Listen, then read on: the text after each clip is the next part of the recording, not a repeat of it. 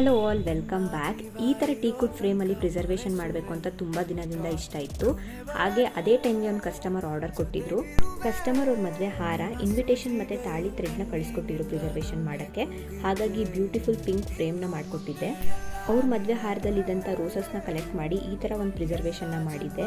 ಟೀಕುಡ್ ಫ್ರೇಮ್ಸಲ್ಲಿ preservation ಸ್ವಲ್ಪ costly ಆಗಿದ್ರು ನೋಡೋಕ್ಕೆ ತುಂಬಾ ಚೆನ್ನಾಗಿರುತ್ತೆ.